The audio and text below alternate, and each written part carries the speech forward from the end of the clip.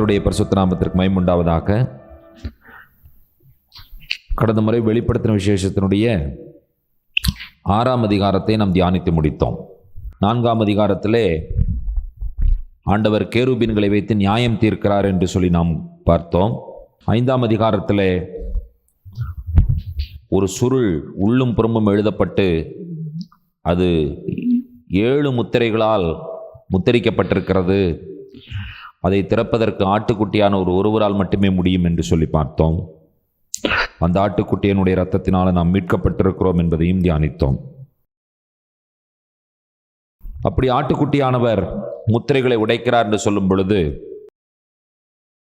6 முத்திரைகள் உடைக்கப்பட்டது என்று சொல்லி நாம் தியானித்தோம். 7வது முத்திரை உடைப்பதற்கு முன்பாக என்ன நடந்தது என்று சொல்லி 7ஆம் அதிகாரத்தில் இருக்கிற சில விஷயங்களை நாம் இன்றைக்கு பார்க்க போகிறோம். 7ஆம் அதிகாரம் முதல் 3 வசனங்களை வாசிக்க கேட்கலாம். வெளிப்படுத்தின விசேஷம் 7ஆம் அதிகாரம் முதல் 3 வசனங்கள். இவைகளுக்கு பின்பு பூமியின் 4 திசைகளிலும் 4 தூதர்கள் நின்று பூமியின் மேலாவது சமுத்திரத்தின் மேலாவது ஒரு மரத்தின் மேலாவது காற்று அடியாதபடிக்கு பூமியின் 4 காற்றுகளையும் பிடித்திருக்க கண்டேன். ஜீவனுள்ள தேவனுடைய முத்திரை கோலையுடைய வேறொரு தூதன் சூரியன் உதிக்கும் திசையிலிருந்து ஏறி வர கண்டேன். அவன் பூமியையும் சமுத்திரத்தையும் சேதப்படுத்துகிறதற்கு அதிகாரம் பெற்ற அந்த 4 தூதரையும் நோக்கி, நாம் நமது தேவனுடைய ஊழியக்காரரின் நெற்றிகளில் முத்திரை போட்டு தீருமளவும் பூமியையும் சமுத்திரத்தையும் மரங்களையும் சேதப்படுத்தாதிருங்கள் என்று மகா சத்தமிட்டு கூப்பிட்டான். இந்த 3 வசனங்களும் யோவான் ஒரு விஷயத்தை தெளிவாக சொல்ல வருகிறார் மக்களுக்கு. அதாவது, நீங்கள் ஏதோ ஒரு பெரிய விஷயத்தை நீங்கள் யோசிக்கக்கூடாது. உலகத்தினுடைய முடிவு வருவதற்கு முன்பாக கர்த்தர் தம்மால் தெரிந்து கொள்ளப்பட்ட மக்களை அவர் சேர்த்து கொள்ளுகிறார் என்கிற ஒரு விஷயத்தை தான் இவர் இங்கே சொல்ல வருகிறார். இவர் சொல்ல வருகிற நிகழ்வுகள் எப்படி இருக்கிறது என்று சொல்லி பாருங்கள். பூமியின் 4 திசைகளிலும் 4 தூதர்கள் நின்று பூமியின் மேலாவது சமுத்திரத்தின் மேலாவது ஒரு மரத்தின் மேலாவது காற்று அடியாதபடிக்கு பூமியின் 4 காற்றுகளையும் பிடித்திருக்க கண்டேன். இப்போ இவர் ஒரு விஷயம் இவருக்கு பார்க்கும் பொழுது புரிகிற விஷயத்தை இவர் எக்ஸ்பிளைன் பண்ணுறதுக்கு ட்ரை பண்ணுகிறார். அவ்வளோதான். அதை நீங்கள் வேறு ஏதாவது ஒரு வியாக்கியானங்களை கொடுத்து அதற்கு நம்ம வித்தியாசமான ஒரு இன்டர்பிரிட்டேஷன் கொடுத்தோம்னு சொன்னால் அது சரியாகாது. முதல்ல காற்றை எப்படி பிடிக்கிறது அதை யோசிச்சு பார்க்கலாம். அதுவே நமக்கு ஒரு புரியாத விஷயம். இப்போ அவர் சொல்ல வருகிற விஷயம் என்ன? பூமியின் மேலாவது சமுத்திரத்தின் மேலாவது மரத்தின் மேலாவது காற்று அடியாதபடிக்கு பூமியின் 4 காற்றுகளையும் பிடித்திருக்க கண்டேன். அப்போ தேவன் இந்த பூமி முழுவதையும் அவருடைய தூதர்களின் மூலமாக அவருடைய கட்டுப்பாட்டிற்குள் வைத்திருக்கிறார் என்கிற செய்தியை யோவான் சொல்ல வருகிறார். 2வது வசனம் என்ன சொல்லுகிறது? ஜீவனுள்ள தேவனுடைய முத்திரை கோலை உடைய வேறொரு தூதன் சூரியன் உதிக்கும் திசையிலிருந்து ஏறி வர கண்டேன். அவன் பூமியையும் சமுத்திரத்தையும் சேதப்படுத்துகிறதற்கு அதிகாரம் பெற்ற அந்த 4 தூதரையும் நோக்கி, நாம் நமது தேவனுடைய ஊழியக்காரரின் நெற்றிகளில் முத்திரை போட்டு தீருமளவும் பூமியும் சமுத்திரத்தையும் மரங்களையும் சேதப்படுத்தாதிருங்கள் என்று மகா சத்தமிட்டு கூப்பிட்டான். 3 வசனங்களிலே ஒரு சிம்பிள் விஷயம் நமக்கு புரியணும். அந்த எளிமையான விஷயம் என்னவென்று சொன்னால், தேவன் இந்த பூமியையும் சமுத்திரத்தையும் காற்றையும் தன்னுடைய கட்டுப்பாட்டிற்குள் வைத்திருக்கிறார். அவர் அவருடைய தூதர்களில் யாராவது ஒருவரை அனுப்பி அல்லது அவர்களுக்கு கட்டளை கொடுத்து இந்த பூமியின் மேலே ஒரு அந்தகாரத்தையோ இருளையோ இல்லாவிட்டால் ஒரு அசைவையோ ஒரு பெருங்காற்றையோ அனுப்ப வேண்டும் என்று அவர் சொல்லுவார் என்று சொன்னால் அது நடக்கும். யோவான் என்ன சொல்ல வருகிறார்? அவரால் தெரிந்து கொள்ளப்பட்ட மக்களை ஆண்டவர் முத்திரை போடும் வரைக்கும் இந்த பூமியினுடைய காரியங்களிலே எதுவும் நிகழாமல் இருக்க வேண்டும் என்று சொல்லி ஆண்டவர் விரும்புகிறார் என்கிற செய்தி தான் முதல் 3 வசனங்களிலே. இதற்கு நீங்க காற்ற கையில் பிடிக்கிறதுனா என்ன? அப்புறம் சூரியன் உதிக்கும் திசையிலிருந்து ஒருத்தன் தோன்றி வர்றதுன்னா அவன் எப்படி வருவான்? இந்த கற்பனைகளை எல்லாம் நாம் என்ன செய்யக்கூடாது என்று சொன்னால் விளக்கங்கள் கொடுத்து கொண்டிருக்கக்கூடாது. கர்த்தர் தன்னுடைய கட்டுப்பாட்டில் வைத்திருக்கிறார். தெரிந்து கொண்ட பிள்ளைகளை ஆண்டவர் சேர்த்துக் கொள்ளுவார். எங்கேதான் அந்த வேலை நடக்கும் என்று சொன்னால் இந்த பூமியில தான் அந்த வேலை நடக்கும். அதற்காக ஆண்டவர் காத்திருக்கிறார். இப்பொழுது 4வது வசனத்திலிருந்து என்ன வாசிக்கிறோம்? 4வது வசனம் என்ன சொல்லுகிறது? முத்திரை போடப்பட்டவர்களின் தொகையை சொல்ல கேட்டேன். இஸ்ரவேல் புத்திரருடைய சகல கோத்திரங்களிலும் முத்திரை போடப்பட்டவர்கள் 144,000 பேர். இப்ப நமக்கு என்ன ஒரு கன்க்ளூஷனுக்கு நம்ம வந்துருவோம் கேட்டீங்கன்னா, பரலோகத்தில் போறதே மொத்தமே 1,44,000 பேருங்கிறத முடிவுக்கு வந்து விடுவோம். நாம் அப்படி கிடையாது. இங்கே என்ன சொல்லப்பட்டிருக்கிறது என்று கேட்டால், இஸ்ரவேல் புத்திரருடைய சகல கோத்திரங்கள், the sons of Israel, that means the sons of Jacob. 12 கோத்திரங்களை நாம் அறிந்திருக்கிறோம். 12 கோத்திரங்கள் தான் யூதர்கள் என்பதை நாம் அறிந்திருக்கிறோம். யாக்கோப், அதாவது ஆபிரகாம், அவருடைய மகன் ஈசாக்கு, அவருடைய மகன் யாக்கோபு. இந்த யாக்கோபினுடைய சந்ததி யூதர்கள் என்று அழைக்கப்பட்டார்கள். யாக்கோபிற்கு ஆண்டவர் இஸ்ரவேல் என்று பெயர் மாற்றினார். இஸ்ரவேலுடைய பிள்ளைகள் அனைவரையும் இஸ்ரவேலர்கள் என்று சொல்லி நாம் அழைக்கிறோம். இஸ்ரவேலன் என்று சொல்லும் பொழுது தேவனுடைய இளவரசன் என்பது அதனுடைய பொருள். அவர்கள் தேவனுக்கென்று பிரித்தெடுக்கப்பட்ட மக்கள்.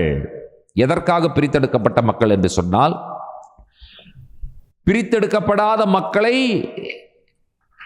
சென்று அவர்களுக்கு சுவிசேஷத்தை சொல்லி அவர்களையும் பிரித்தெடுக்கப்பட்ட கூட்டத்தில் சேர்க்க வேண்டும் என்பதற்காக பிரித்தெடுக்கப்பட்ட மக்கள். நாம் பரிசுத்தமானவர்கள் என்று சொன்னால் வேறு பிரிக்கப்பட்டவர்கள். அதனுடைய பொருள் என்ன?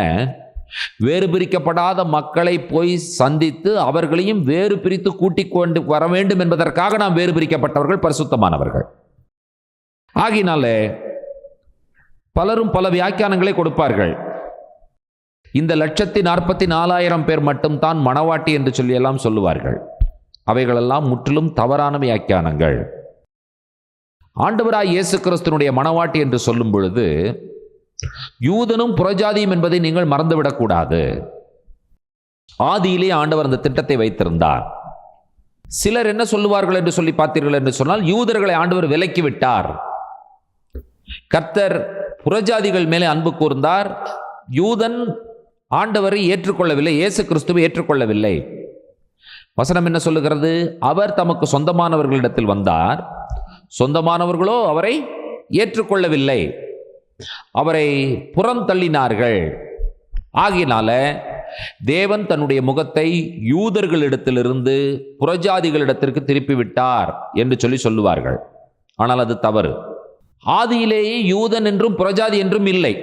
ஆதாம் யார்? யூதனா அல்லது புறஜாதியா அல்லது கிறிஸ்தவனா? இல்லை. ஆதாம் யார்? மனிதன், மேன். ஆண்டவருக்கு ஒரு மணவாட்டி தேவை. அந்த மணவாட்டி மேன். இப்ப அந்த மேன் என்று சொல்லப்படுகிற அந்த மனுஷன் பாவம் செய்து விட்டான்.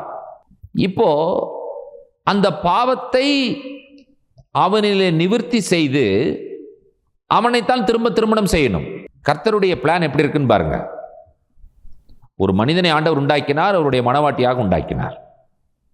அந்த மணவாட்டியாக உண்டாக்கப்பட்ட மனிதன் பாவம் செய்து விட்டான். நானும் நீங்கள் என்ன செஞ்சிருப்போம்? ஓகே, இவன் யூஸ்லெஸ், இவனை தூக்கி தள்ளு, வெளியே தள்ளு. நமக்கு பவர் இருக்கு, நம்ம என்ன பண்ணலாம்? டைவர்ஸ் பண்ணிடலாம், இன்னொரு மனிதனை உருவாக்கலாம். Let us make man in our own image and likeness. உண்டாக்கினாரா? உண்டாக்கினார். உண்டாக்கின மனிதன் என்ன செய்தான்? பாவம் செய்தான். எந்த தகுதி இழக்கிறான்? மணவாட்டி என்கிறதான அந்த தகுதியை அவன் இழந்து விடுகிறான். இனிமேல் அவனால் மணவாட்டி ஆக முடியாது. அப்போ ஆண்டவர் என்ன செஞ்சிருக்கணும்? ஓகேப்பா, இவனை விட்டுரு, let us make one more man in our image and our likeness. அப்படி ஆண்டவர் செஞ்சாரா? இல்ல. இங்கேதான் நீங்கள் எதை பார்க்கிறீர்கள் என்று சொன்னால் ஆண்டவருடைய கிருபையை பார்க்கிறீர்கள், ஆண்டவருடைய இரக்கத்தை பார்க்கிறீர்கள். என்னுடைய கேள்வி, பாவம் செய்த ஆதாமை ஆண்டவர் புறம் தள்ளிவிட்டு ஆண்டவரால் இன்னொரு மனிதனை உருவாக்க முடியாதா? உருவாக்கி இருக்க முடியுமா? முடியாதா? முடியும். அதை செய்தாரா? செய்யவில்லை. இந்த உருவாக்கின மனிதனை திரும்பவுமாக எப்படி அவனை ஒரு மணவாட்டி என்கிற பொசிஷனுக்கு கொண்டு வர முடியும் என்பது ஆண்டவர் யோசித்த திட்டம் தான் குமாரனை இந்த உலகத்திற்கு அனுப்பினது. அந்த குமாரனை ரத்தம் சிந்த வைத்தது. அந்த குமாரனை நமக்காக ஜீவனை கொடுக்க வைத்தது. ஆம் பிரியமான தேவனுடைய பிள்ளைகளே, ஆண்டவரால் அவர் நினைத்திருந்தார் என்று சொன்னால் இன்றைக்கு உங்களுக்கும் எனக்கும் இப்படிப்பட்ட ஒரு வாழ்வு கிடைத்திருக்காது, இப்படிப்பட்ட ஒரு ஜீவன் கிடைத்திருக்காது. தேவன் கிருபை உள்ளவர், தேவன் இரக்கம் உள்ளவர், தேவன் ஒருவரையும் புறம் தள்ளாதவர் என்பதற்கு ஆதாரமே யாருன்னு கேட்டீங்கன்னு சொன்னா ஆதாம் தான். ஆதாமை ஆண்டவர் என்ன செய்தார்? அவனை ரீஇன்ஸ்டேட் பண்ணுகிறார். அவனை திரும்பவுமாக, உன்னை நான் மணவாட்டி ஆக்க வேண்டிய பொறுப்பு என்னுடைய பொறுப்பு. அதற்கு ஆதாமினிடத்தில் ஆண்டவர் எதிர்பார்க்கிற ஒரு விஷயம் என்ன? நீ புசிக்க வேண்டாம் என்று சொன்ன கனியை புசித்தாயா? நானும் புசித்தேன், மனைவியும் புசித்தா, அவ புசிச்சா, நான் புசிச்சேன், நான் நிர்வாணி. ஓகே, நீ உணர்ந்துட்டப்பா, நீ நிர்வாணியா இருக்கிறேன் என்பதை நீ உணர்ந்து என்னிடத்துல சொல்லிவிட்டாய். Now it is my responsibility to cover your nakedness. உன்னுடைய நிர்வாணத்தை மூட வேண்டியது என்னுடைய தலையாய பொறுப்பு என்று சொல்லி ஆண்டவர் என்ன செய்கிறார் என்று சொன்னால் அவனுக்கு வஸ்திரத்தை கொடுத்து அவனை மூடுகிறார்.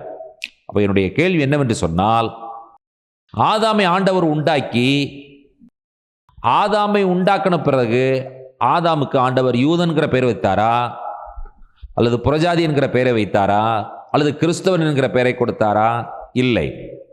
ஆதாம் தேவனுடைய பார்வையிலே, வேதாகமத்தினுடைய அடிப்படையில் யூதனும் இல்லை, புறஜாதியும் இல்லை, கிறிஸ்தவனும் இல்லை. அவன் மனிதன், மனிதனாய் உண்டாக்கப்பட்ட மனிதன். பாவம் செய்தபடியினாலே ஆண்டவருக்கு என்ன தேவை என்று சொன்னால், again he needs one new man. ஒரு புதிய மனிதன் தேவை. புரிஞ்சுதா உங்களுக்கு? இப்போ இந்த புதிய மனிதன் என்கிறதான கூட்டத்திற்குள்ளாக யாரெல்லாம் இருக்கிறார்கள் என்று சொன்னால், யூதர்களும் இருக்கிறார்கள், புறஜாதிகளும் இருக்கிறார்கள். அதை நீங்கள் மறந்துவிடக்கூடாது. யாத்ராகமத்தின் புஸ்தகத்திற்கு நேராய் உங்களுடைய கவனத்தை திருப்பும்படி அன்போடு கேட்கிறேன். யாத்ராகமத்தின் புஸ்தகம் 12ஆம் அதிகாரத்திற்கு நேராய் வாருங்கள். யாத்ராகமத்தின் புஸ்தகம் 12ஆம் அதிகாரம் நம் எல்லாருக்கும் பரிச்சயப்பட்ட அதிகாரம். என்ன? இஸ்ரவேல் மக்கள் எகிப்திலே பஸ்காவை அனுசரிக்கிற அந்த விஷயம்.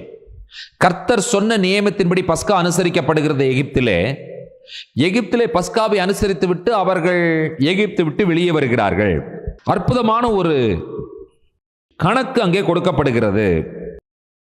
என்ன சொல்லப்பட்டிருக்கிறது? 12ஆம் அதிகாரம் 35வது வசனத்தை வாசியுங்கள். மோசே சொல்லியிருந்தபடி இஸ்ரவேல் ஜனங்கள் எகிப்தியரிடத்தில் வெள்ளி உடைமைகளையும் பொன்னுடைமைகளையும் வஸ்திரங்களையும் கேட்டார்கள். வெள்ளி உடைமைகள், பொன்னுடைமைகள், வஸ்திரங்களை கேட்டார்கள். கர்த்தர் ஜனங்களுக்கு எகிப்தியரின் கண்களில் தயவு கிடைக்கும்படி செய்ததினால் கேட்டதை அவர்களுக்கு கொடுத்தார்கள். இவ்விதமாய் அவர்கள் எகிப்தியரை கொள்ளையிட்டார்கள். ஃபர்ஸ்ட் இன்ஃபர்மேஷன் என்ன சொல்லப்பட்டிருக்கிறதுன்னு சொன்னா, எகிப்தில இவங்களுக்கு என்னென்ன வேணுமோ அத்தனையும் கேட்டு அத்தனையும் வாங்கிட்டு கொள்ளையிட்டார்கள் என்று சொல்லப்படுகிறது. அப்படின்னா they plundered Egyptians, கொள்ளையிட்டார்கள். அடுத்தது 37வது வசனம் என்ன சொல்லுகிறது? இஸ்ரவேல் புத்திரர் ராமசேசை விட்டு கால்நடையாய் பிரயாணம் பண்ணி. இஸ்ரவேல் புத்திரர் இவர்கள் யார் என்று சொன்னால் யூதர்கள், யாக்கோபினுடைய பிள்ளைகள், யாக்கோபினுடைய 4வது தலைமுறை. என்ன நடந்தது? ராமசேசை விட்டு கால்நடையாய் பிரயாணம் பண்ணி சுக்கோத்துக்கு போனார்கள். அங்கே ஒரு கணக்கு சொல்லப்பட்டிருக்கிறது. என்ன கணக்கு?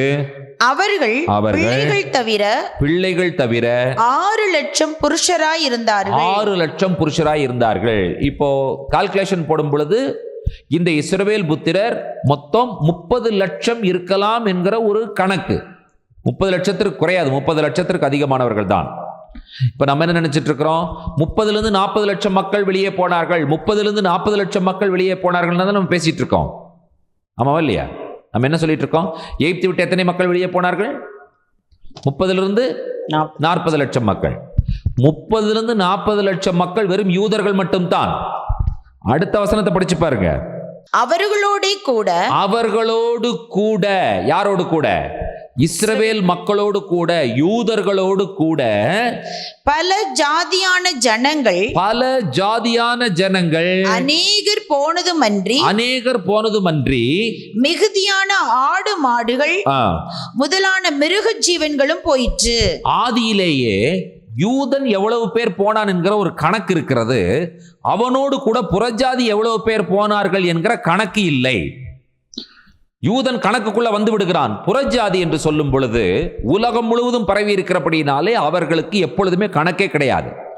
அநேகம் லட்சம் கோடியான மக்கள், ஏராளமான மக்கள், திரளான மக்கள் என்பதை நீங்கள் மறந்துவிடக்கூடாது. எகிப்தின் அடிமைத்தனத்திலிருந்து வெளியே போனவர்கள் யூதனும் புறஜாதியும். யூதர்கள் என்று சொல்லும் பொழுது ஒரு அற்புதமான கணக்கு அங்கே சொல்லப்பட்டிருக்கிறது. 6 லட்சம் புருஷர்கள். நாம கால்குலேஷனுக்கு போடும்போது 30 லட்சம் அல்லது 40 லட்சம் என்கிற மக்கள். அடுத்த வசனம் என்ன சொல்லி இருக்கிறது என்று சொன்னால், மிக்ஸ்ட் மல்டிடியூட். அவங்க எத்தனை பேர்? ஜனங்கள் அநேகர். அநேகருங்கிறதுக்கு நீங்க என்ன நம்பர் சொல்லுவீங்க? அநேகருங்கிறதுக்கு நீங்க என்ன நம்பர் சொல்ல முடியுமா? சொல்லவே முடியாது. இப்போ நீங்க ஒரு விஷயத்தை நீங்கள் கற்பனையில கொண்டு வர வேண்டும். எகிப்தை விட்டு வெளியே வருகிறார்கள். வெளியே வருகிறவர்களே ஒரு கூட்டம் யூதர்கள், இன்னொரு கூட்டம் புறஜாதிகள். ஜூ அண்ட் ஜென்டைல், யூதனும் புறஜாதியும் என்பதை நீங்கள் மறந்துவிடக்கூடாது. இந்த யூதனும் புறஜாதியும் வெளியே வர்றாங்கல்ல, வெளியே வரும் பொழுது கர்த்தர் யாத்திராகமம் 19ஆம் அதிகாரத்தில் அவர்களோடு உடன்படிக்கையை ஏற்படுத்துகிறார். அப்பொழுது மோசேயின் மூலமாக கர்த்தர் ஒரு சில விஷயத்தை சொல்ல ஆசைப்படுகிறார். என்ன சொல்லுகிறார் பாருங்கள். யாத்திராகமம் 19ஆம் அதிகாரம் 5வது வசனத்தையும் 6வது வசனத்தையும் வாசியுங்கள். இப்பொழுது நீங்கள் என் வாக்கை உள்ளபடி கேட்டு என் உடன்படிக்கையை கைக்கொள்வீர்களானால், என்னுடைய உடன்படிக்கையை கைக்கொள்வீர்களானால் சகல ஜனங்களிலும் நீங்களே எனக்கு சொந்த சம்பத்தாய் இருப்பீர்கள். இப்ப இந்த வசனத்துல நீங்கள் அப்படின்னு சொல்றாருல்ல, இந்த நீங்கள் என்கிறதான் இந்த வார்த்தைக்குள்ளாக யூதன் புறஜாதி 2 பேர் இருக்காங்கிறத ஒத்துக்கிறீங்களா? ஆமாவா இல்லையா? அடுத்தது, நீங்களே எனக்கு சொந்த சம்பத்தாய் இருப்பீர்கள் என்று சொல்லி ஆண்டவர் கை காமிச்சு பேசுறாருல, அந்த கை காமிக்கிற அந்த கூட்டத்திற்குள்ளாக 2 கூட்டம் யாரு? யூதன் புறஜாதி. 6வது வசனத்துல நீங்கள் எனக்கு ஆசாரி ராஜ்யம்ங்கிறார்கள். அந்த நீங்கள் யாரெல்லாம் இருக்கிறா உள்ள? யூதன் புறஜாதி இருக்கிறாங்களா இல்லையா? இப்போ மோசே ஜனங்களுக்கு இந்த வார்த்தைகள் எல்லாம் சொல்லுகிறார் என்று சொல்லி 7வது வசனம் சொல்லுகிறது. 8வது வசனத்தை வாசிக்க கேட்கலாம். அதற்கு ஜனங்கள் எல்லாரும், இந்த ஜனங்கள் எல்லாரும் என்பது இந்த எல்லாரும் யார்? யூதன் புறஜாதி. ஆமாவா இல்லையா? யூதனும் புறஜாதியும் என்ன சொல்லுகிறார்கள்? ஏகமாய் கர்த்தர் சொன்னவைகளை எல்லாம் செய்வோம் என்று பிரதியுத்தரம் சொன்னார்கள். இப்போ இந்த கூட்டம் இருக்குல்ல, இந்த யூதன் புறஜாதி என்கிறதான கூட்டத்தை நாம் என்னவென்று அழைக்கிறோம் என்று சொன்னால் சபை என்று அழைக்கிறோம். சபை அப்படிதான் வேதம் சொல்லுகிறது. இதை ஏதோ நம்ம தான் சொல்றோம் அப்படின்னு நீங்க நினைக்க கூடாது. அப்போஸ்தலர் 7ஆம் அதிகாரம் 38வது வசனம் என்ன சொல்லுகிறது? சீனாய் மலையில் தன்னுடனே பேசின தூதனோடும் நம்முடைய பிதாக்களோடும் கூட வனாந்திரத்திலே சபைக்குள் இருந்தவனும். அப்ப வனாந்திரத்தில் இருந்த அந்த மக்கள் கூட்டத்திற்கு என்ன பெயர்? சபை. அந்த சபைக்குள்ள யார் இருந்தா? யூதனும் புறஜாதியும் இருந்தான். அப்ப நமக்கு என்ன கணக்கு தெரிகிறது என்று சொன்னால், யூதர்கள் என்று சொன்னால் ஒரு கணக்கு இருக்கிறது, புறஜாதி என்று சொன்னால் அவர்களுக்கு கணக்கில்லை. அவர்கள் எப்பொழுதுமே திரள் கூட்டமான மக்கள். ஜூயிஷ் பீப்புள் இன்னைக்கும் வந்து பார்த்தீங்கன்னு சொன்னால் டோட்டலாக ஒரு 6 மில்லியன் யூதர்கள் மட்டும்தான் இருக்கிறார்கள். அவங்கள கணக்கு தெரியும், கால்குலேஷன் தெரியும். ஆனால் புறஜாதிகள் என்று சொல்லும் பொழுது கிறிஸ்தவர்கள் எத்தனை பேர் இருக்காங்கன்னா கணக்கே தெரியாது. ஏன் கணக்கு தெரியாதுன்னு சொல்லுங்க பார்க்கலாம். அதுதான் கரெக்டு. அஃபீஷியலாக ரிஜிஸ்டரில் கிடையவே கிடையாது. இப்போ என்னுடைய ஒய்ஃப் பேர் விஜயலட்சுமி, சர்டிஃபிகேட்டில் ஹிந்து. ஆனால் நிறைய பேருக்கு ஞானஸ்நானம் கொடுக்குற வரைக்கும் தகுதி அளவுக்கு ஒரு பாஸ்டர். இவங்களை எந்த கணக்கில் கவர்மெண்ட் சேர்த்தோம்? இது வரைக்கும் சேர்த்தலை. அப்படி நம்மளுடைய பெயர்கள் சில பேர்கள் பார்த்தீங்கன்னு சொன்னால் நாம் வெளியே தெரியாமலேயே இன்றைக்கும் திரள் கூட்டமான மக்களாய் நாம் இருந்து கொண்டிருக்கிறோம். ஆனால் யூதன் அப்படி இல்லைங்க. யூதன் என்று சொன்னால் அவனுடைய அடையாளத்தோடு தான் வாழ்ந்து கொண்டிருக்கிறான். அவன் இன்னைக்கு வரைக்கும் ஜூ தான். ஆகினால அவனுக்கு கால்குலேஷன் இருக்கு. நமக்கு என்ன இல்லை? கால்குலேஷன் இல்லை. சர்ச்சுக்குள்ள இருக்கிற ஆள் யாரு? ராமசாமி, விஜயலட்சுமி, சோமசுந்தரம், இவர்கள்லாம் உள்ளே இருந்து கொண்டிருக்கிறார்கள். ஆகினால இவர்களை பற்றி சொல்லும் பொழுது பல ஜாதியான மக்கள், மிக்ஸ்டு மல்டிடியூட், நிறைய பேர், அநேகம் கூட போனார்கள் என்று சொல்லப்பட்டிருக்கிறது. அங்க ஆரம்பித்த அந்த விஷயம் தான் எங்கே ரிஃப்ளெக்ட் ஆகிறதுன்னு கேட்டீங்கன்னா வெளிப்படுத்தின விஷயத்துல ரிஃப்ளெக்ட் ஆகிறது. நீங்கள் யாத்திராகமம் 12ஆம் அதிகாரத்தில் 2 விஷயங்களை நாம் பார்த்தோம். என்ன? யூதர்கள் 6 லட்சம் புருஷராய் இருந்தார்கள், வெளியே போனவர்கள். அவர்களோடு கூட பல ஜாதியான ஜனங்களும் வெளியே போனார்கள். அவர்கள் யார்? அவர்கள் எத்தனை பேர்? அநேகர். 2 கால்குலேஷன் இல்லை. இப்ப வெளிப்படுத்தின விஷயத்திற்கு வாருங்கள். 7ஆம் அதிகாரத்தில் என்ன சொல்லப்பட்டிருக்கிறது? 4வது வசனத்தில் முத்திரை போடப்பட்டவர்களின் தொகையை சொல்ல கேட்டேன். ஒரு கால்குலேஷன் சொன்னாங்க, அதை நான் கேட்டேன். இது இஸ்ரவேல் புத்திரர்களுடைய சகல கோத்திரங்களிலும் இருந்து முத்திரை போடப்பட்டவர்கள் எத்தனை பேர்? 1,44,000 பேர். சரி, இது யூதன். இதுல ஒவ்வொரு கோத்திரத்திலையும் 12,000 12,000 12,000 என்கிற கணக்கு வருகிறது. இப்ப இவர்கள் சொல்லுவதை நீங்கள் கேட்கும் பொழுது உங்களுக்கு என்ன புரிய வேண்டும் என்று சொன்னால், யூதர்களிலே a small group of people பரலோகத்தில் இருப்பார்கள் என்று புரிய வேண்டும். நீங்க போய் அங்க என்ன செய்யக்கூடாதுன்னு சொன்னா எண்ணிட்டு இருக்கக்கூடாது. 1 2 3 4 5ன்னு சொல்லி கடைசி ஒரு ஆளை போகும்பொழுது 1,44,000 இல்லை. அதனுடைய பொருள் அப்படி அல்ல. அதனுடைய பொருள் என்னவென்றால், இவர் சொல்ல வருகிற விஷயம் 12 என்கிற ஒரு ரவுண்ட் ஃபிகர்ல, 12,000 பேர் என்கிற ஒரு ரவுண்ட் ஃபிகர்ல இவர் கொடுக்கிறார். அவர் சொல்ல வருகிற விஷயம் என்னவென்று சொன்னால், உலகம் முழுவதிலும் புறஜாதிகளோடு கம்பேர் பண்ணும் பொழுது யூதர்கள் சிறு கூட்டமான மக்கள் தான். அந்த சிறு கூட்டமான மக்களிலே சிறு கூட்டம் என்ன செய்யும் என்று சொன்னால் பரலோகத்தில் இருக்கும்.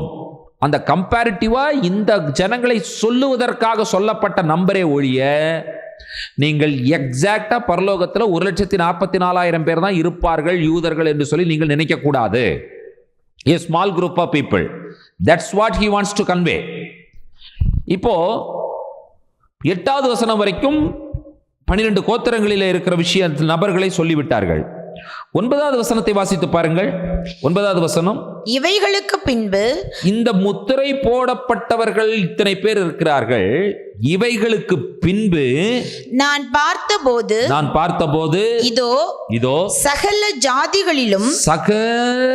ஜாதிகளிலும் அப்படி என்று சொல்லும் பொழுது ஆல் நேஷன். ஜாதினா நீங்க வேற நம்ம சொல்ற ஜாதி கிடையாது. இது என்னது? எல்லா தேசங்களிலும் இருந்தும், அடுத்தது கோத்திரங்களிலும் ஜனங்களிலும் பாஷைக்காரரிலும் இருந்து வந்ததும் ஒருவனும் எண்ணக்கூடாததுமான திரளான கூட்டமாகிய ஜனங்கள் வெள்ளை அங்கிகளை தரித்து தங்கள் கைகளில் குருத்தோலைகளை பிடித்து சிங்காசனத்திற்கு முன்பாகவும் ஆட்டுக்குட்டியானவருக்கு முன்பாகவும் நிற்க கண்டேன். இப்ப இதற்கு கால்குலேஷன் கிடையாது. இவர்கள் யாருன்னு கேட்டீங்கன்னு சொன்னா, யார் இவர்கள்? நம்மன்னு சொல்லுங்க, நானும் நீங்களும் தான்.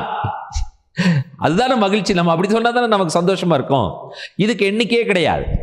இப்போ இந்த நீங்க பார்த்தீங்கன்னு சொன்னா யாத்திராகமத்தோட கம்பேர் பண்ணி பாருங்க.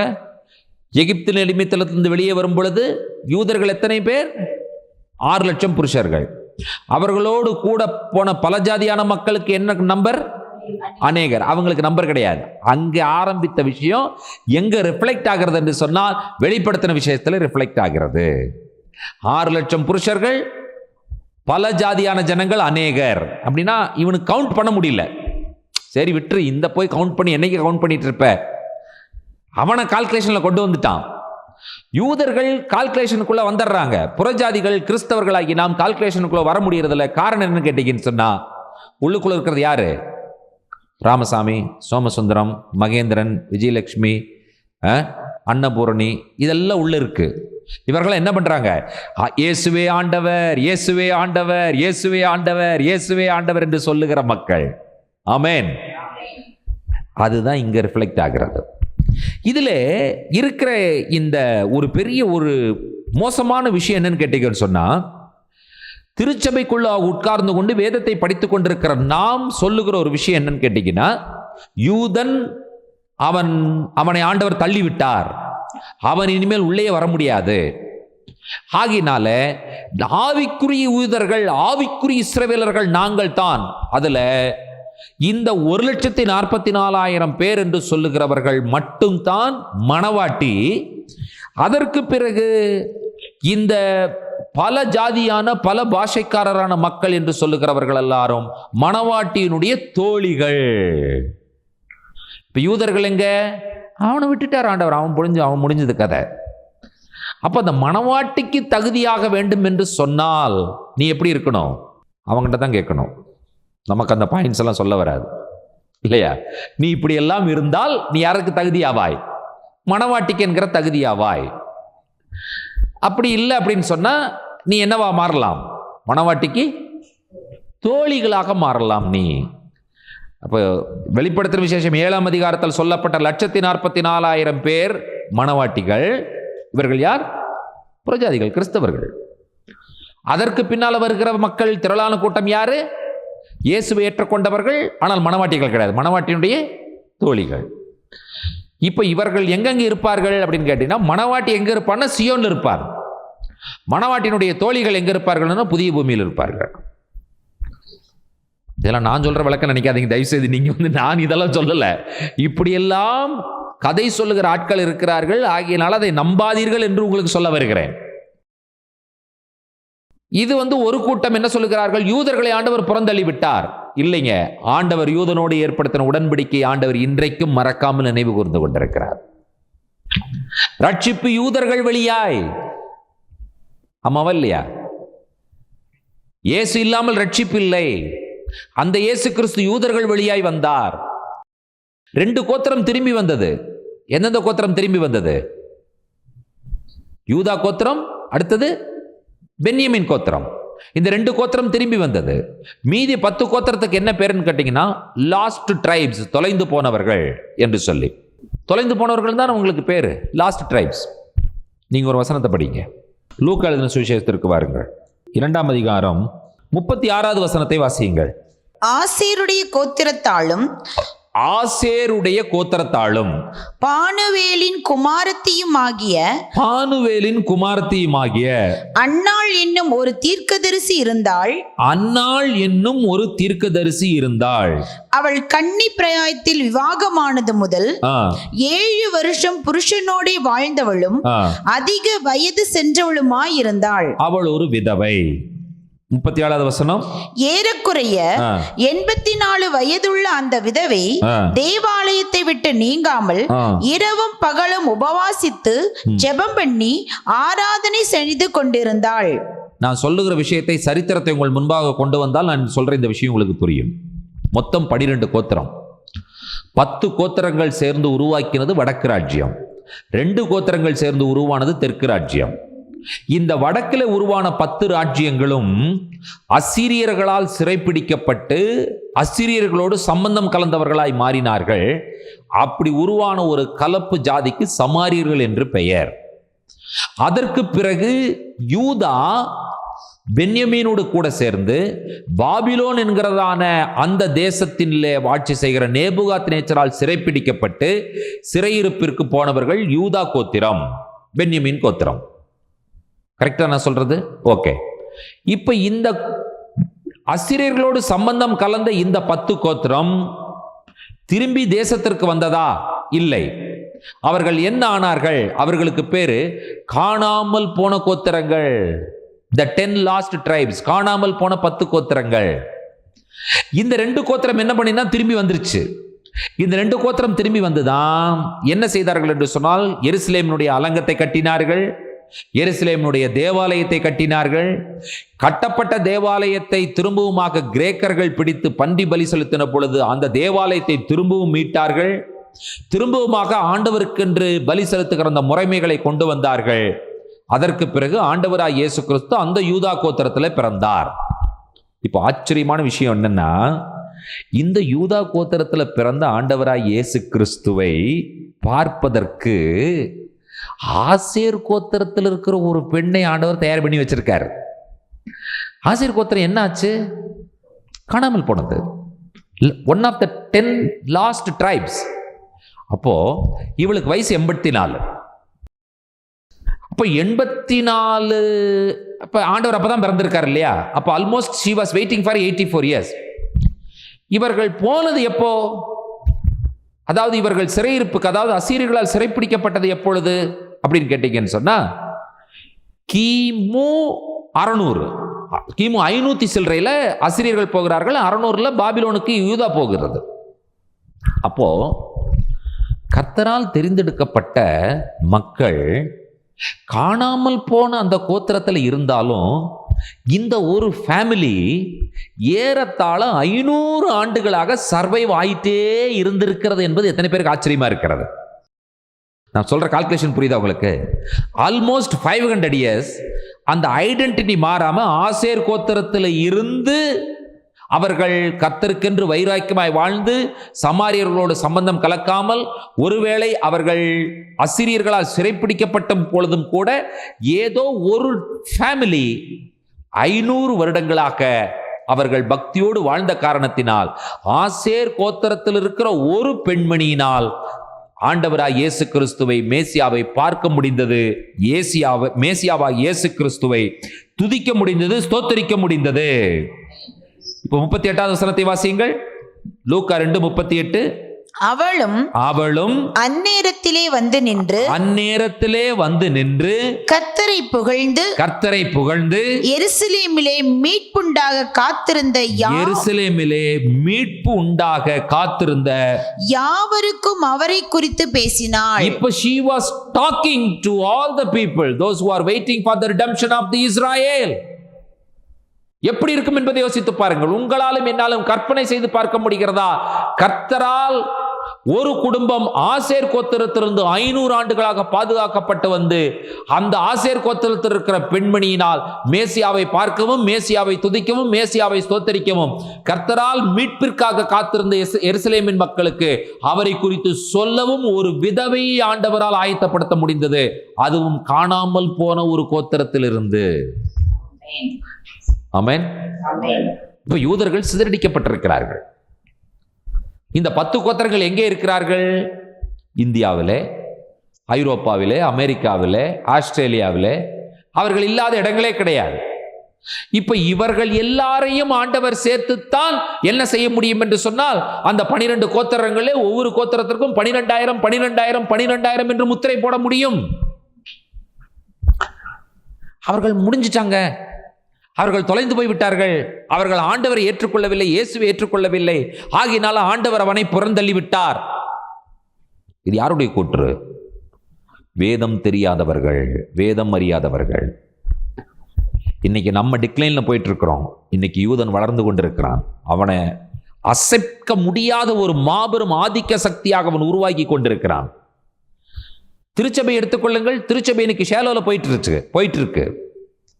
ஒரு யூதன் சொல்லுகிறான், நான் என்னுடைய திருமணத்திற்கு முன்பாக தோரா ஸ்க்ரோல் 4 ஸ்க்ரோல் எழுதி கொடுத்துட்டு நான் கல்யாணம் பண்ணேன்கிறான். சினகாக்கு நான் எத்தனை ஸ்க்ரோல் எழுதி கொடுத்தேன்? 4 தோரா ஸ்க்ரோல் எழுதி கொடுத்தேன் நான். அவர் ரொம்ப சந்தோஷமா சொன்னார். அவர் எனக்கு தெரியும், நான் பாஸ்டர்னு தெரியும். Pastor, I wrote 4 Torah scrolls before I got married. I handed over to the synagogue. அதற்கப்புறம் கல்யாணம் பண்ணேன். எனக்கு 4 வருஷத்துல ஆண்டவர் 4 குழந்தை கொடுத்தார், இன்னும் அதிக குழந்தைகளை கொடுப்பாருங்கிறான். நம்ம சொல்லுவோம் அப்படி? யோசித்து பாருங்க. அல்லேலூயா சொல்ல முடியல. அதிகமான குழந்தைகளை வைத்திருந்தால் ஏதோ பரிதாபம், இவ்வளோ பேரா அப்படிங்கிற, நம்ம என்னமோ அவன் பண்ணாத ஒரு பெரிய தப்பு பண்ண மாதிரி. யோசித்து பாருங்கள்.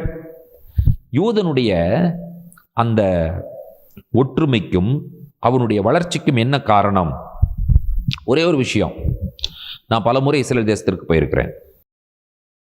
யூதர்கள் கூடி வருகிற அந்த ஸ்தலத்திற்கு பேர் சினகாக், ஜபாலயம். இஸ்ரவேலில் எத்தனை சினகாக் இருக்கும்? எண்ணவே முடியாது, ஏகப்பட்ட சினகாக் இருக்கு. சரி, எந்த ஒரு சினகாக்லையாவது ஒரு 1000 பேர் மெம்பரா இருக்கிற ஒரு சினகாக் இருக்கா? ஒரு 1000 பேர் மெம்பர் இந்த சினகாக்ல இருக்கிறாங்க அப்படின்னு ஒரு சினகாக் இருக்கா இஸ்ரேல்ல? இல்ல, வைக்கவே மாட்டாங்க. அவனுக்கு தெரியும் 50 பேருக்கு மேல போனாலே அங்க வந்து நம்மளால கான்சன்ட்ரேட் பண்ண முடியாதுன்னு தெரியும் அவனுக்கு. ஆனா நம்ம என்ன நினைக்கிறோம்னு சொல்லி கேட்டீங்கன்னு சொன்னா, ஒரு 5000 பேரை கொண்டு வந்து ஒரே இடத்துல அடைக்கணும் அப்படின்னு நம்ம நினைக்கிறோம். நீங்க என்ன பண்ணுவீங்க 5000 பேரை வச்சுட்டு? யோசித்து பாருங்க, என்ன நடக்கும்னு நினைக்கிறீங்க நீங்க? எதுவுமே நடக்காது. இன்றைக்கு இருக்கிற திருச்சபையினுடைய ஸ்ட்ரக்சர்ல விசுவாசிகள் 2 வேலைக்குத்தான் அவர்கள் பயன்படுத்தப்படுகிறார்கள். ஒன்று பார்வையாளர்கள், 2வது அவர்கள் பணம் கொடுப்பவர்கள். 2 தவிர வேற வேலையே கிடையாது அவங்களுக்கு. மேடையில் போடுகிற அத்தனை வித்தைகளையும் அத்தனை நாடகங்களையும் பார்க்க வேண்டிய பார்வையாளர்களாக கட்டாயம் வந்து அவர்கள் உட்கார வேண்டும். அதற்கு அவர்கள் என்ன கொடுக்க வேண்டும்? பணமும் கொடுக்க வேண்டும். ஆனால் யூதனுடைய வாழ்க்கையில் அப்படி இல்லை. அங்கே போன பொழுதுதான் சில விஷயங்களை நான் கற்றுக்கொண்டேன். என்னுடைய கேள்வி, ஏன் ஒரு சினகாக்ல பெரிய ஒரு சினகாக் கட்டி அத்தனை பேரையும் ஒரே இடத்துல கூட்டிட்டு வரக்கூடாதா? அவனுக்கு பணம் இல்லையா? அவனுக்கு இடம் இல்லையா? இல்ல அவனால ஒரு பில்டிங் பெரிய ஆர்கிடெக்சரல் டிசைன் நம்ம கட்டுற மாதிரி கட்டவா முடியாது அவனுக்கு? ஏன் அவன் அதை செய்யவில்லை? செய்ய மாட்டான். அவனுக்கு தெரியும், சிறு சிறு கூட்டமாக நாம் குழுக்களாக கூடி வரும் பொழுது அதிலே நாம் எடுக்கும் முடிவுகள் தேசத்தினுடைய ஆசீர்வாதத்திற்காக நாம் செயல்பாட்டிற்கு கொண்டு வர வேண்டும் என்று சொல்லி. இன்னொன்னு பாருங்க, உலகத்துல எந்த மிலிட்டரியிலும் இல்லாத ஒரு விஷயம் இஸ்ரேல் மிலிட்டரியில தான் இருக்கு. என்னன்னு கேட்டீங்கன்னா, நீங்க வந்து ஒரு பேங்க்குக்கு நீங்க ஸ்டாஃபா இருந்தா காலையில போயிட்டு சாயந்தரம் வீட்டுக்கு வந்துடலாம் இல்லையா? பேங்க் ஸ்டாஃப் காலையில் போயிட்டு சாயந்தரம் வந்துடலாம். நீங்கள் பேங்க் வேலைக்கு சேர்ந்தீங்கன்னா 6 மாதத்துக்கு வீட்டுக்கே போக முடியாது, இங்கே தான் இருக்கணும். நீங்கள் ஏதாவது சட்டம் இருக்கா? அப்படின்னு யாராவது பேங்க் வேலை செய்வாங்களா? பேங்க்கில் வேலை செய்வாங்களா? ஒரு டீச்சர், நீ டீச்சர் வேலைக்கு சேர்ந்தீங்கன்னா 6 மாதத்துக்கு வீட்டுக்கு போக முடியாது, வீட்டு இங்கே தான் இருக்கணும் அப்படின்னு இருக்கா நம்ம நாட்டில்? இல்லை. காலையில் போனால் சாயந்தரம் வந்துடலாம். இஸ்ரேலில் பேங்க் வேலைக்கு போகிறவனும் காலையில் போயிட்டு சாயந்தரம் வந்துடுவான், டீச்சர் வேலைக்கு போனவனும் காலையில் போயிட்டு சாயந்தரம் வந்துடுவான், மிலிட்ரி வேலைக்கு போகிறவனும் காலையில் போயிட்டு சாயந்தரம் வந்துடுவானுங்க. எங்கேயாவது மிலிட்ரி இப்படி நீங்க பார்த்துருக்கீங்களா? நம்மளுக்கு கொண்டே அடைச்சி வச்சுக்குவானுங்க, வருஷக்கணக்கில் விடவே மாட்டானுங்க. அதற்கப்புறம் அவனுக்கு ஒரு 3 மாதம் லீவு கொடுத்து விடுவாங்க. இங்கே அதுக்குள்ளே குடும்பமே பாழா போயிடும், ஒன்றுமே இல்லாமல் போயிடும். எங்கள் வீட்டுக்காரர் கிராமத்துலன்னு சொல்லுவாங்க, அதுக்கு பேர் ஒன்று சொல்லுவாங்க, அது என்ன பேர்? பட்டாளத்தில் வேலை செய்கிறாரு. எங்கள் வீட்டுக்காரர் பட்டாளத்தில் வேலை என் மகன் பட்டாளத்தில் இருக்கிறாரு அப்படின்னு சொல்லி சொல்லுவாங்க. அங்க 2 ஷிஃப்ட், ஒரு குரூப் வீட்டில் இருக்கும், இன்னொரு குரூப் வேலையில் இருக்கும். இப்போ எதிரி அட்டாக் பண்றான்னு சொன்னா ஒரே இடத்துல கேம்ப்ல உட்கார வச்சிருந்தானா குண்டை போட்டு போயிடுவான். மிலிட்ரி என்ன ஆகுன்னு சொல்லி பாருங்க. ஒரு வார் வருது அப்படின்னு சொல்லும் பொழுது ஒரு குரூப் கரெக்டா கன் வச்சுட்டு அவன் போர்க்களத்தில் நிற்கும் பொழுது இன்னொரு குரூப் வீட்டில இருந்து அவன் கிளம்பி வருவான், அடையாளமே தெரியாம கிளம்பி வருவான். எந்த யூனிஃபார்ம் கிடையாது, எதுவுமே கிடையாது. அவனுக்கு என்ன தெரியும், சிவிலியனா அல்லது இராணுவம்னா யாருக்கு தெரியும்? அவனுக்கு தெரியாது. ஆனா ஒரு மிலிட்ரி எங்க இருக்குன்னு சொன்னா வீட்டில் இருக்கும், இன்னொரு மிலிட்ரி எங்க இருக்கும்? ஃபீல்டு இருக்கும். அவன் ஃபீல்டு இருந்து நைட்டு வந்துட்டான்னா இவனை நைட்டு அனுப்புவாங்க, ஷிஃப்ட் மாறி மாறி போடுவாங்க. உலகத்திலேயே மிலிட்ரியை வீட்டுக்கு அனுப்புற, சாயந்தரமான வீட்டுக்கு அனுப்புற ஒரே தேசம் இஸ்ரவேல் தேசம் மட்டும்தான். அப்ப அவனுடைய சிஸ்டத்தை பாருங்க. இப்ப நாம் என்ன செய்ய வேண்டும் என்று சொன்னால், நம்மால் ஒரு சிறு கூட்டமாக இருந்தால் நம்மால் சோபிக்க முடியாது, நம்மால் சாதிக்க முடியாது என்கிற எண்ணம் நமக்கு இருக்கிறது. ஆனால் நாம் கீழே போய் கொண்டிருக்கிறோம், அவன் வளர்ந்து கொண்டிருக்கிறான். அதற்கு காரணம் என்ன என்று கேட்டால் கர்த்தர் சொல்லுகிறார், இல்லப்பா, ஸ்மால் குரூப்ஸ் அதுதான் எஃபெக்டிவா இருக்கும், அதுல தான் நீ பீப்புளை டைனமிக்கா உருவாக்க முடியும் என்று சொல்லி ஆண்டவர் சொல்லுகிறார். அப்ப நம்முடைய எண்ணம் என்ன, அவனுடைய எண்ணம் என்ன? நாம் நினைக்கிறோம் அவனை தள்ளிவிட்டார்கள் என்று சொல்லி. யூதர்கள் என்ன நினைக்கிறார்கள் என்று சொன்னால், புறஜாதிகள் கிட்டே வர முடியாது, அவன் விருத்த சேதனம் இல்லாதவன், அவன் தேவனற்றவன், அவன் காணியாட்சிக்கு புறம்பானவன், அவனுக்கு நம்பிக்கையே கிடையாது என்று சொல்லி புறஜாதியை ஒதுக்குகிறான். இதுல என்ன நடக்க வேண்டும் என்று சொன்னால், புறஜாதி யூதனை ஏற்றுக்கொள்ள வேண்டும், யூதன் புறஜாதி ஏற்றுக்கொள்ள வேண்டும், யூதனும் புறஜாதியும் ஒன்று சேர்ந்தால் தான் அது திருச்சபை, அதுதான் மணவாட்டி சபை. அதை நீங்கள் மறந்துவிடக்கூடாது. இன்றைக்கு ஓரளவுக்கு யூதர்கள் அதை புரிந்து கொண்டார்கள். இன்றைக்கு நாம் இஸ்ரவேல் தேசத்திற்கு போகும் பொழுது 13 நாள் போகிறோம் என்று சொன்னால், எருசலேமில் ஒரு நாள் யூதர்கள், அதாவது ஆர்த்தடாக்ஸ் ஜூயிஷ் பீப்புள், கிறிஸ்டியன் பீப்புளை அட்ரஸ் பண்றதுக்கு வர்றாங்க. ஈவினிங்ல மீட்டிங்ஸ் அரேஞ்ச் பண்ணுங்க, நாங்கள் கிறிஸ்டியன்ஸ்ட பேசுறோம்னு சொல்றாங்க. எங்களுடைய கூட்டங்களை நாங்கள் கூட்டிக் கொண்டு போகும் பொழுது ஹோட்டல் ரூம்ல ஒரு ரூம் கொடுத்தா ஒரு யூதன் எங்களிடத்துல பேசுகிறார். we are all friendsங்கிறார் எடுத்ததுமே. எப்படி? நீ ஆர்த்தடாக்ஸ், நான் மெசையானிக். அவன் சொல்றான், நீ உனக்கு எனக்கும் தோரா காமன் தானே? Yes, then we are friends. இப்போ அவர்கள் ரியலைஸ் பண்ணிட்டாங்க. ஆனால் நம்ம இன்னைக்கு வரைக்கும் நினைக்கிறோம், அது யூதனுடையது, அது பழைய ஏற்பாடு, அது பழைய உடன்படிக்கை. இன்னைக்கு ஒரு ஊழியக்காரர் சொன்னார்னு சொல்லி ஒரு அம்மா சொல்லுது, 10 கட்டளைகள் வீட்டில் மாட்டி வச்சிருக்காங்களா, இதையே மாட்டி வச்சிருக்கீங்க. எதை? 10 கட்டளைகளை இதையே மாட்டி வச்சிருக்கீங்க. இதெல்லாம் முடிஞ்சிருச்சு, இதெல்லாம் உடைச்சிட்டார் மோசைங்கிறார். வேண்டாங்கிற 10 கட்டளை வீட்டில் இருக்கக்கூடாதான், அது சாபமா, இது மோசை உடைச்சிட்டாரு. இப்படி சொல்றது ஒரு அதிர்ச்சியாலே அவங்களுக்கு கேட்கும் பொழுது, ஆனால் அழகா 10 கட்டளைகளை எழுதி இதில் வீட்டில் மாட்டி வைக்கும் பொழுது படிக்கிறான், தாயும் தகப்பனையும் கனம் பண்ணுவாயாக. இதை மோசை உடைச்சிட்டாரு, அப்போ தாயும் தகப்பனை என்ன பண்ணு, தூக்கி போட்டு மிதிப்பாயாக, உடைச்சு போட வேண்டும். களவு செய்யாதிருப்பேன், அதெல்லாம் முடிஞ்சுதான். அப்புறம் என்னதான் இருக்கு? அவர் என்ன சொல்றாராம், 2 கட்டளைகள் தான். என்ன 2 கட்டளைகள்? உன் தேவனாகிய கர்த்தரிடத்தில் முழு இருதயத்தோடும் முழு ஆத்மாவோடும் முழு பலத்தோடும் முன்பு கூர்ந்து உன்னை போல பிறனையும் நேசி. இதுதாங்க புதிய ஏற்பாடு. நான் சொன்னேன் இது பழைய ஏற்பாடு. நான் இது புதிய ஏற்பாடா பழைய ஏற்பாடா? பழைய ஏற்பாட்டில் இருக்க, அதுவே பழைய ஏற்பாடு தான். இவர் என்ன புதுசா புதிய ஏற்பாட்டில் கொடுத்த மாதிரி இவங்க பேசிட்டு இருக்காங்க. அப்போ யூதன் என்று சொன்னால் ஒரு கசப்புண, ஒரு ஆசிட் ஃபார்ம் ஆகும். சில இடத்துல போய் நீங்க தோரா, பழைய ஏற்பாடு, யூதன், பண்டிகைகள் சொன்னீங்கனாலே உள்ளுக்குள்ள ஒரு ஆசிட் ஃபார்ம் ஆகி வெளியே வரும் பாருங்க அவங்களுக்கு. This is called the spirit of antisemitism. ஏன் அவனை வெறுக்க வேண்டும்? அவனை வெறுப்பதற்கு என்ன காரணம்? சொல்லுவாங்க, இயேசுநாதரை சிலுவையில் அடித்தவன் அவன். நான் கேட்டேன், இனி நீ செய்த பாவம் அவரை சிலுவையில் அடிக்கலையா? இல்லை, கேளுங்க, நீங்க செய்த பாவம் அவரை சிலுவையில் அடிக்கலையா? எல்லாருடைய பாவங்களும் தான் அவரை சிலுவையில் அடித்தது. ஏதோ யூதன் மட்டும்தான் சிலுவையில் அடித்தான். இத்தனைக்கு படம் யூதன் அடிக்கல, அது ரோம போர்ச்சேவன் அடிச்சான். இத்தனைக்கும் யூதனா போய் ஆணியை வச்சு அடிச்சது ரோம போர்ச்சேவன், யாருனே தெரியாது.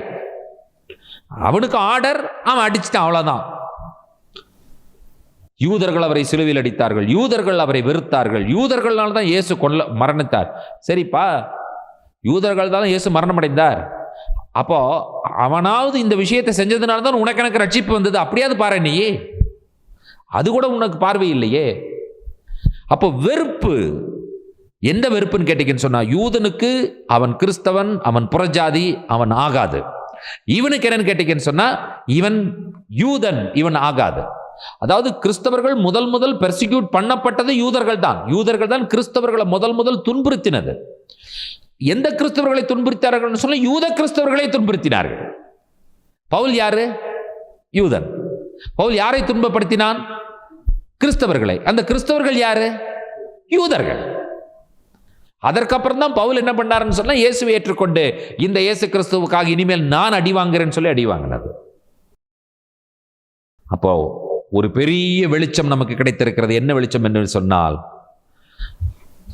பரலோகத்திலே இந்த சம்பவங்கள் எல்லாம் நடைபெறுவதற்கு முன்பாக ஒரு தூதனால் அதாவது ஆண்டவர் தன்னுடைய கட்டுப்பாட்டிற்குள் இந்த பூமி வைத்திருக்கிறார் என்பதனுடைய அடையாளம் தான் காற்றை ஒரு தூதன் பிடித்துக் கொள்கிறான், சூரியன் உதிக்கும் திசையில் ஒரு தூதன் வருகிறான், இவர்களுக்கு எல்லாருக்கும் முத்திரை போடும் வரைக்கும் நீ பூமி ஒன்றும் செய்யாதே என்று சொல்லுகிற ஒரு சத்தம் கேட்கப்படுகிறது. முதல் 3 வசனங்களிலே 1,44,000 பேர் என்று சொல்லும் பொழுது யூதர்களுக்கு என்று ஒரு கணக்கு இருக்கிறது. அந்த கணக்கு தானே ஒழிய எக்ஸாக்டா இந்த கணக்கு முடியும் பொழுது 1,44,000 என்கிறதான அந்த 1000 என்கிற கணக்கு கிடையாது. A small group of people comparatively, if you compare with the Gentiles, if you compare with the Christians, they are very small group of people. இவர்கள் அனைவரும் என்ன செய்கிறார்கள் என்று சொல்லி வெளிப்படுத்தின விசேஷம் சொல்லுகிறது என்று கேட்டால், யோவான் என்ன பார்க்கிறார்? இது யோவான் பார்க்கிற விஷயம்.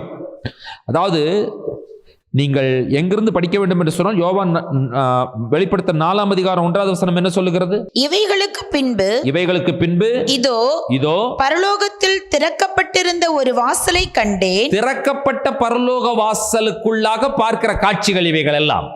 அதை நீங்கள் மறந்துவிடக்கூடாது. பரலோகம் திறந்திருக்கிறது.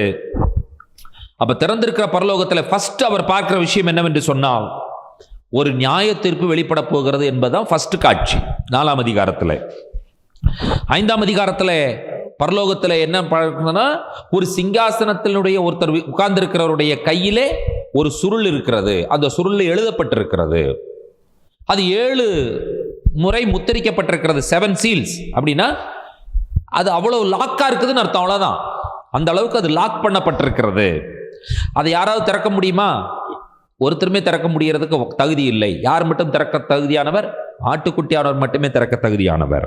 அந்த ஆட்டுக்குட்டியானவர் ஒவ்வொரு முத்திரையாக உடைக்கும் பொழுது உலகத்தினுடைய சம்பவங்கள் சொல்லப்பட்டிருக்கிறது. ஒவ்வொரு குதிரைகள் இல்லை. அதை நீங்கள் மறந்துவிடக்கூடாது. குதிரை என்பதை இவர் உருவகப்படுத்தி சொல்லுகிறாரே தவிர உண்மையாகவே வெள்ளை, பச்சை, சிவப்புங்கிறது உருவகம் தான். ஆகினால இயேசுநாதர் வெள்ளை குதிரை வர சிவப்பு குதிரை இப்படி இருக்குது அப்படிலாம் நீங்க நினைக்கக்கூடாது.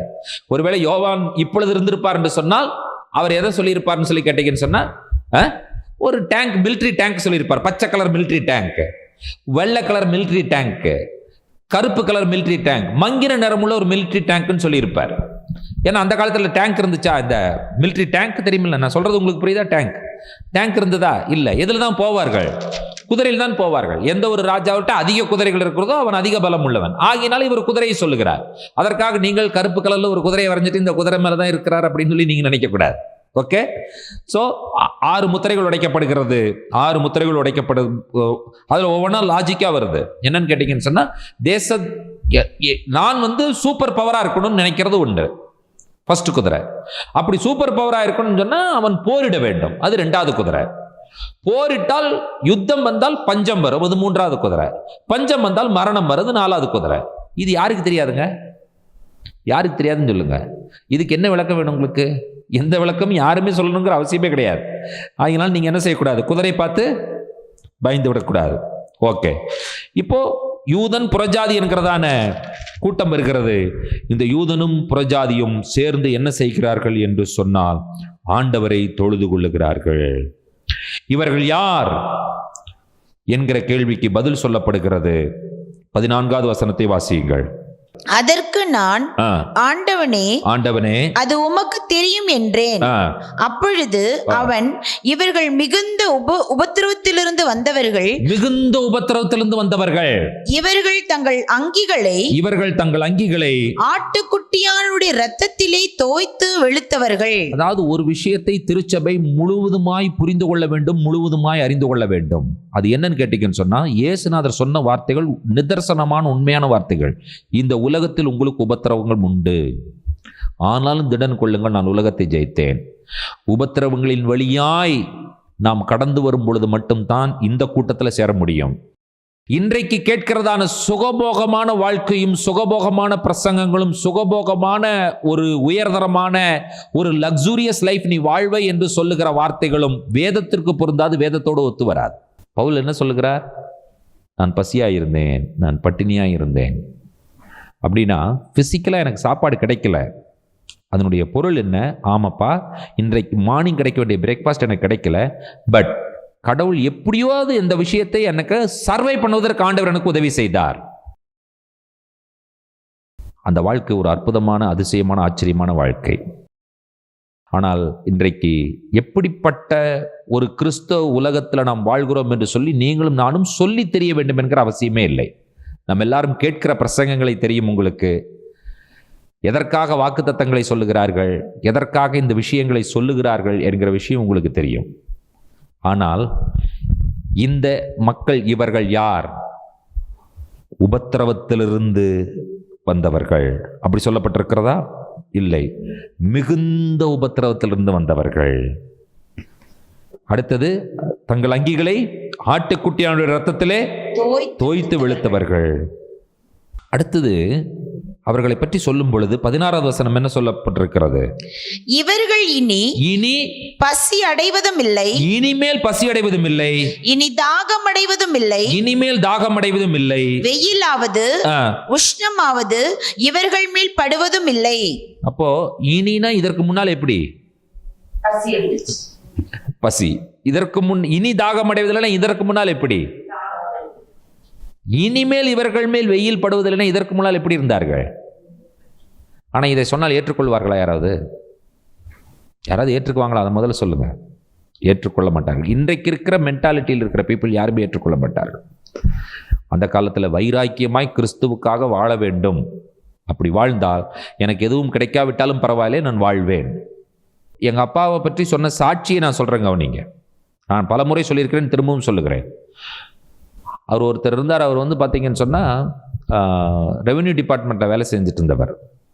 எங்கள் அப்பா இறந்ததற்கு பிறகு உடுமலைப்பேட்டையில் இருக்கிற சபைக்கு வரும்பொழுது என்னை கூப்பிட்டு உட்காரச்சு ஒரு நாள் சாட்சி சொன்னார். நான் மிகுந்த தலைவலியோடு இருந்தேன். எங்கே போய் எனக்கு சுகம் கிடைக்கல. ஜப வீட்டுக்கு வந்தேன். இப்போ அப்பா ஜெபம் பண்ணார். எனக்கு தீராத தலைவலி தீர்ச்சு. என்னுடைய பேர் ராமசாமி. என்னுடைய பேர் ராமசாமியை சத்தியநாதன் மாற்றி நான் ஆண்டவர் பிள்ளையாக மாறிட்டேன். அப்போ ஆண்டவர், நான் என்ன செய்வேன்னு சொன்னால், முதல் மாதம் சம்பளம் வாங்கின உடனே சம்பள கவரை அப்படியே கொண்டு போய் அப்பாட்ட கொடுத்துருவேன். நான் அவங்க அப்பா தான் கையில் வாங்கி சம்பள கவரை ஜோம் பண்ணுவார். ஃபுல்லாக ஜோம் பண்ணதுக்கப்புறம் அங்கேயே இருந்து நான் என்ன பண்ணுவேன்னு சொன்னால், தசம பாகத்தை எடுத்து கொடுத்துட்டு அதை ஜோம் பண்ணிவிட்டு அப்புறம் தான் நான் வீட்டுக்கே போவேன்.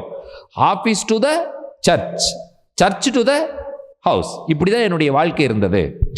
ஒரு முறை ஆண்டவர் எனக்கு உணர்த்தினார். என்ன உணர்த்தினான்னு சொன்னால், அங்கே பாஸ்டர் வீட்டில் அரிசி இல்லை, அதனால் நீ அரிசி வாங்கி கொண்டு போ அப்படிங்கிற மாதிரி எனக்கு ஒரு ஏவுதல் இருந்தது.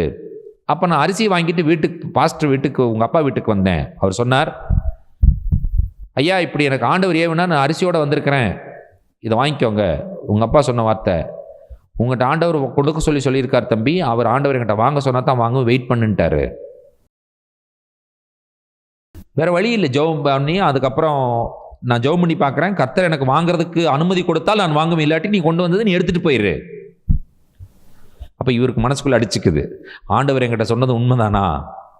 அப்புறம் உங்கள் அப்பா ஜெபம் பண்ணி அரை மணி நேரம் கழித்து உள்ளே வான்னு சொல்லி கூப்பிட்டு அதுக்கப்புறம் தான் அரிசியை வாங்கினார். அது வரைக்கும் வாங்கவே இல்லை, எடுத்துகிட்டு போக சொல்லிட்டாருன்னாரு. இன்றைக்கு யார்கிட்ட கொடுக்கணுமோ அவங்கள்ட்ட ஆண்டவர் பேசுறது கிடையாது. வாங்க சொல்கிறவங்கள்ட்ட ஆண்டவர் பேசுகிறார். கர்த்தர் என்னோடு பேசினார், உன்னிடத்தில் 50 ரூபா கேட்க சொன்னார். சரி, என்கிட்ட இல்லை சொல்லணும். அதை நம்ம பயந்துருவோம், ஓ ஆண்டவர் சொல்லியிருப்பாரோ அப்படின்னு சொல்லி. யார்கிட்ட ஆண்டவர் சொல்லணும்? 50 ரூபா வச்சிருக்கவன்ட்ட சொல்லணுமா, 50 ரூபா இல்லாதவன்ட்ட சொல்லணுமா? வச்சிருக்கவன்ட்ட சொல்லணும். உங்கள்கிட்ட 50 ரூபா இருக்குல்ல, எடுத்து அவன்கிட்ட கொடுன்னு சொன்னால் நியாயமாக இருக்கும். நம்ம வந்து சொல்லுவான், கர்த்தர் என்கிட்ட பேசினார், 50 ரூபா உங்களுக்கு கொடுக்க சொன்னார். திருப்தியாக இருக்கும், சந்தோஷமாக இருக்கும், பரவாயில்ல ஆண்டவர் பேசியிருக்காருன்னு சொல்லி. நான் இங்கே நின்றுட்டு, பிரதர் உங்கள்கிட்ட 50 ரூபா ஆண்டவர் கேட்க சொன்னார், உங்கள்கிட்ட ஆண்டவர் 100 ரூபா கொடுக்க சொன்னார் பிரதர். ஆண்டவர் பேசிட்டு இருக்கார் இப்பொழுது, மகனே கர்த்தரோடு பேசி கொண்டிருக்கிறார். எப்படி இருக்கு யோசிச்சு பாருங்க. நான் டேராடூனில் 93 காலேஜில் படிச்சுட்டு இருந்தேன்.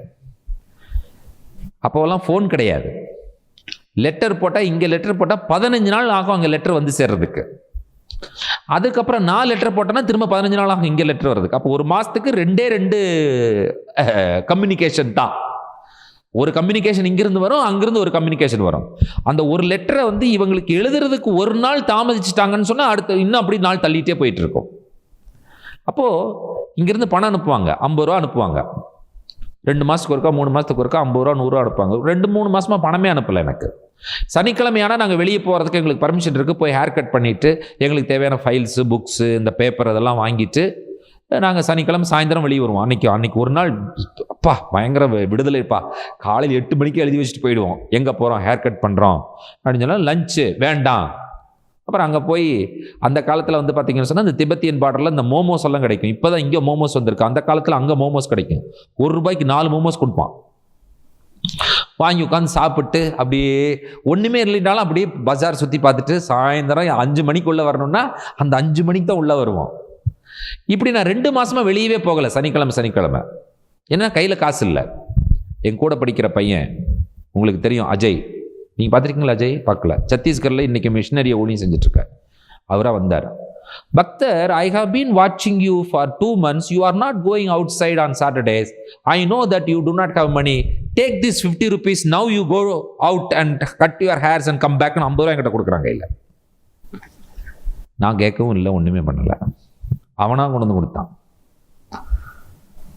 இன்றைக்கு மிஷினரி பெரிய நல்ல ஒரு சபை இருக்குது. நான் அதற்கப்புறம் என்னை மிஷன் கான்ஃபரன்ஸை கூப்பிட்டு இன்றைக்கி நமக்கு மிஷன் ஃபீல்டு இருக்குது, அவங்க கூட நிறைய தொடர்புகள் இருக்கிறது. இன்றைக்கு அங்கே ஊழியம் செஞ்சிட்ருக்கார். யாரோடு ஆண்டவர் பேச வேண்டும் என்பதை யோசித்து பாருங்கள். கர்த்தர் நம்முடைய தேவைகளை சந்திக்கிறவர். யெகோவா ஈரே. கர்த்தர் மேலே விசுவாசம் வைக்க வேண்டும். நம்முடைய விசுவாசம் ஜனங்கள் மேலே, ஜனக்கூட்டத்தின் மேலே. அவங்ககிட்ட இருக்கிற பேக்ரவுண்ட், அவங்ககிட்ட இருக்கிற சொத்து, அவன்கிட்ட இருக்கிற பேங்க் பேலன்ஸ், அவன்கிட்ட இருக்கிற பாக்கெட்டில் இருக்கிற மணி இல்லவே இல்லை. நம்மை போஷிக்கிற தேவன், நம்மை காப்பாற்றுகிற தேவன். ஆண்டவரால் 2 விஷயம் பண்ண முடியுங்க. நம்மளுக்கு பசியை கொடுத்து அதுக்கு இட்லி கொடுக்க முடியும். ஆண்டவரால் பசியை கொடுக்காம இருந்து நம்மளை சர்வை பண்ண வைக்க முடியும். எல்லாமே ஒன்று தானே. கர்த்தர் அப்படி நடத்தினா நடத்திட்டு போட்டோம் இல்லையா? கர்த்தர் செய்கிறவர். இனி இவர்கள் பசி அடைவதும் இல்லை, தாகம் அடைவதும் இல்லை, உஷ்ணமாவது இவர்களை தாக்குவதும் இல்லை. 17வது வசனம். சிங்காசனத்தின் மத்தியில் இருக்கிற ஆட்டுக்குட்டியானவரே இவர்களை மேய்த்து இவர்களை ஜீவ தண்ணீர் உள்ள ஊற்றுகள் அண்டைக்கு நடத்துவார். தேவன் தாமே இவர்களுடைய கண்ணீர் யாவையும் துடைப்பார் என்றான். கண்ணீர் விட்டு அழுத மக்கள், கதறி அழுத மக்கள், தேவனுக்காக வைராக்கியம் பாராட்டி இந்த உலகத்தில் பாடுகளையும் உபத்திரவங்களையும் கஷ்டங்களையும் வேதனைகளையும் பசியும் பட்டினியும் வறுமையும் சகித்த இந்த தேவனுடைய மக்கள் இவர்கள் எங்கே இருக்கிறார்கள் என்று சொன்னால், குருத்தோலைகளை பிடித்துக்கொண்டு தேவனுக்கு முன்பாகவும் சிங்காசனத்திற்கு முன்பாகவும் ஆட்டுக்குட்டியானவருக்கு முன்பாகவும் நிற்க கண்டேன் என்று சொல்லுகிறார்கள். நீங்களும் நானும் அப்படிப்பட்ட கூட்டத்தில் ஒருவராய் இருக்கிறோமா என்பதை யோசித்து பாருங்கள்.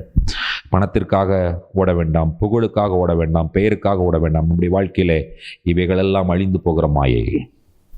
இவை ஒன்றும் நமக்கு தேவையில்லை.